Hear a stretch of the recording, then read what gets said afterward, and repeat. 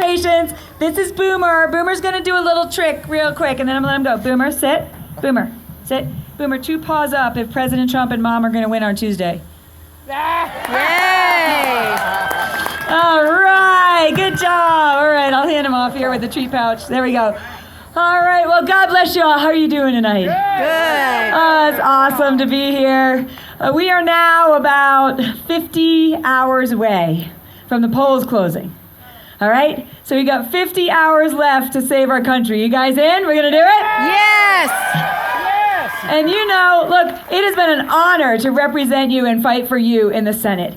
It has been an honor to work with President Trump and Republicans. I had Senator Ted Cruz with me today. Sorry he didn't make this stop. But he's been out here as my wingman. Yesterday we had Marsha Blackburn. I had Rick Scott in. And we got to head out in a little while because we're meeting Don Jr. in Yuma shortly.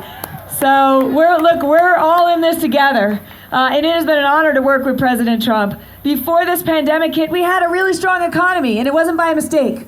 Right? We cut taxes, we rolled back regulations, we were just getting going. We saw the unemployment rate was at historic levels. We saw household incomes going up. We saw people being pulled out of poverty. And we are on the verge of a great American comeback after Tuesday night. Right. It's going to be even stronger. That's right. Because we're going to bring jobs home from China and have them made in America again. That's right. Yes! Yeah. And so we have that strong record on the economy. You know, when you're out there in the next 50 hours talking to your neighbors and your friends, and I don't understand how anybody might still be undecided. But if you gotta sway somebody over, right, you can talk about our record of a strong economy. You can talk about our record of rebuilding the military after Obama and Biden decimated our military. Right. And we have been working with President Trump to ensure that our troops have everything they need to fight tonight and keep us safe now and in the future. And where are our veterans out here? I want you all to raise your hand, everybody. God bless you all. Thank you for your service. And you know, we have worked with President Trump to make sure that our veterans get the care that they deserve. That's it. I get my care at the VA too. I don't get gold-plated senator care. And we're ground zero in Arizona for veterans dying waiting in line for care. And with President Trump, we can now fire bureaucrats at the VA, and veterans have choice to get the best care they deserve. Yeah. So we've got that record. We've also got a record of securing our border. We now have about 400 miles of the border wall built. And that's about 200 in Arizona. And I'll tell you, I was down in Cochise County this morning. Those ranchers, they've never seen anything like it. Finally, some of them 4th generation, they're finally saying, we've had so many promises never delivered, but with President Trump and Republicans, it's promises made, promises kept. And we've secured our border. But you know, Biden and McSally, if they get power, they're going to stop the border wall construction. They're talking about tearing it down. You know their agenda's open borders. But we've got that strong record. We got a lot of more things we can talk about on our record, but the last thing I want to talk about is getting conservative judges appointed and confirmed to the bench. Over 200 now to the federal bench, to include 3 on the Supreme Court, and it was the absolute honor, oh my gosh, what a privilege for this middle-class veteran to be a vote to put Amy Coney Barrett on the Supreme Court last week. And I was sitting on the front row at the White House as she got sworn in by Clarence Thomas. I was like, pinch me, you know, how did I get to this place? I never want to forget, you know, there's some politicians who forget the humility and the honor of being able to participate in history like that. For me, it's such an honor. And we know that these judges, they're young and healthy, and they're going to interpret the Constitution and the laws the way they were written. They're not going to legislate from the bench. They're not going to legislate from the bench. So that's our record. But you know what? We are at a tipping point here with 50 hours to go. And the question is, when you're talking to people in the next 50 hours, what kind of country you want to live in? And the difference between the direction, depending on the outcome Tuesday night, is stark. The very fundamentals of all you veterans who raise your hand, what we put our life on the line for, what our fellow men and women who didn't come back gave their lives for, what those who came back with the wounds of war sacrificed and served for, it's all on the line. It's all on the line. Our very values, our liberties, our way of life, our institutions, everything that has been blessed by God to make America great and the best country on earth, it's all on the line. And we're going to win. And Arizona is ground zero. All right? Arizona is ground zero. I know you know this. Rural Arizona is going to bring it home and save the country. Yes. I am confident. So, at the top of the ticket, President Trump has to win Arizona to get 4 more years. That's why he was here last week. That's why he was here this week. That's why the vice president was here. That's why Don Jr. is here. They know they have to win Arizona. It's battleground, you guys, right now. Democrats have returned a lot of ballots. It's up to us now, if somebody's got a ballot, to drop it off on Tuesday. And if you're an election day voter, you make a plan and you bring 25 people with you. I don't care if you got to shuttle back and forth. Right? It's all on us now to make sure that we send President Trump back to the White House for 4 more years. You ready to do it? Yes. You know what's at stake? Because, my race in the Senate, it's not about me. I have been your fighter, and I'm honored to have been your fighter working with President Trump. And we have a strong record. And on top of everything we've done at the national level, I got the most bills signed into law of any senator, tied for first, in my first year in the Senate.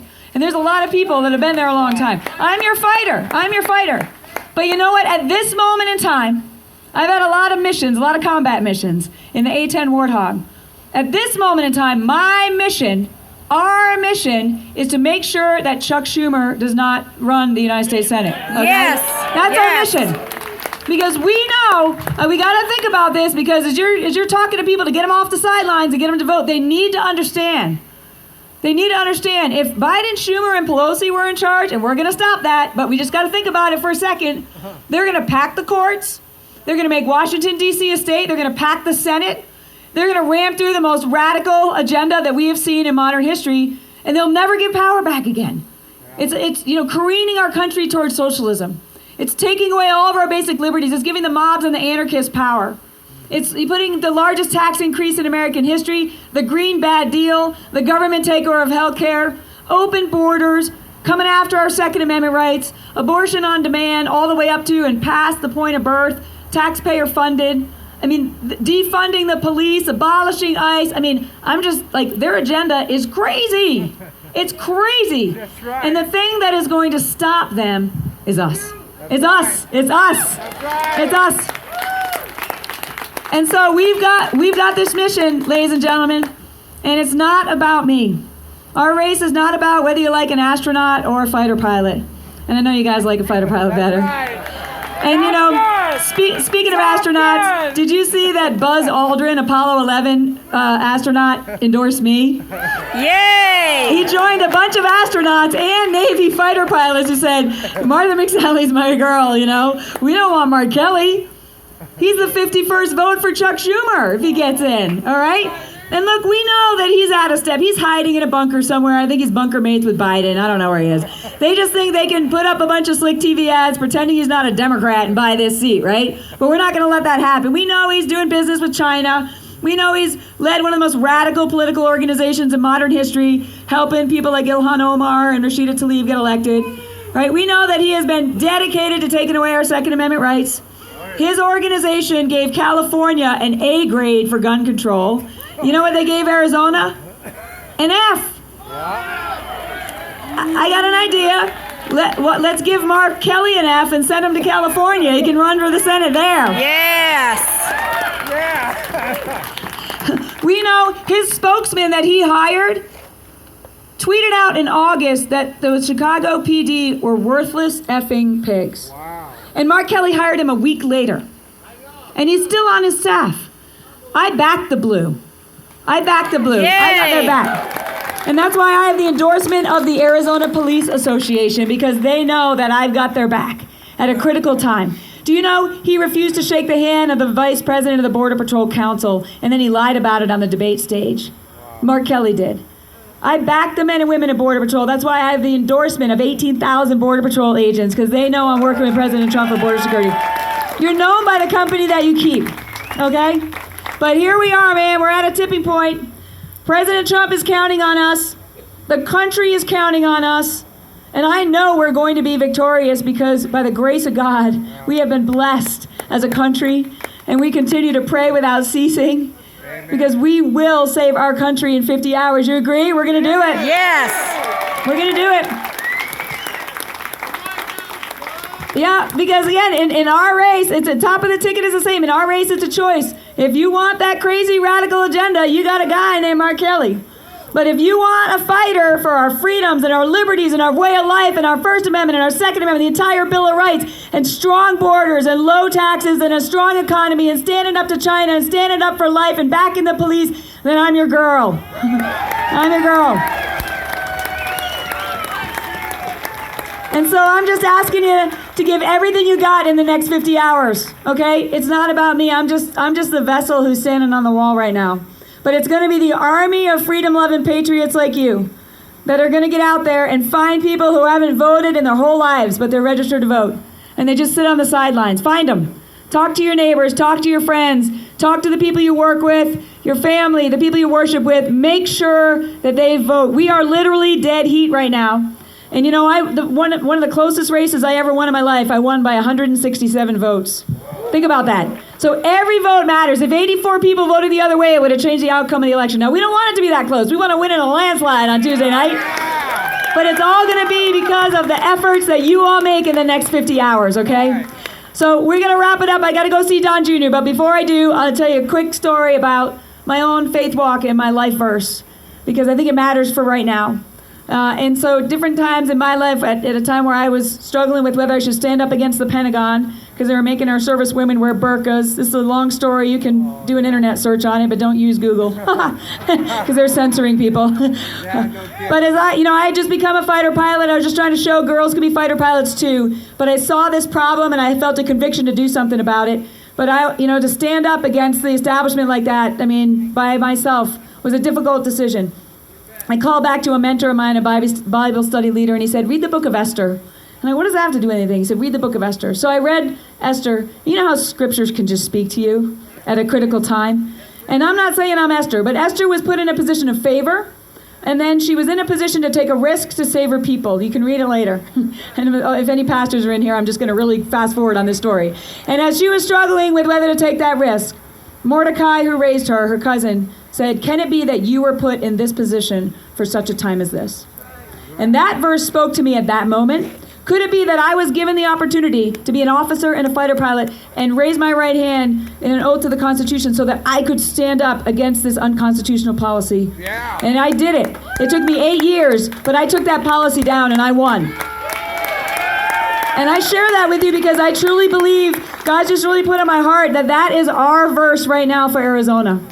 Can it be that we were put in this position for such a time as this? Yeah. For such a moment as this, where we together are standing on the wall, and we together are going to send President Trump back for 4 more years? Yes.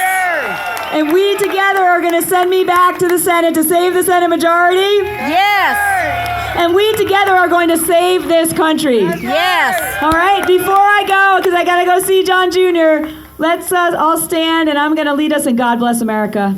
Thank you for your prayers as well. Let's continue to pray without ceasing over the next 50 hours and beyond. And people often say they're praying for me, and I'll tell you, thank you for praying for me. Pray for the voters. Pray for Americans right now to have their eyes open, right, to see the truth, to see the implications of their vote, and then be motivated to action and motivated to have their voice heard, because together we will save our country. So pray for them. We have been blessed. We have been blessed by God to be living in the greatest country on earth. And people have asked me, like, aren't you stressed out? Man, this is like neck and neck. This is really high stakes. No, I'm a believer. God's got this. God's got this. All right? I'm just walking it out. I'm just walking it out in peace. But you know what? Faith without works is dead. So we pray, and then we get up, and then we walk. All right? And then we fight. And so we're going to sing God Bless America, and then I got to go be with Don Jr. Pretty cool, huh? All right, please join me.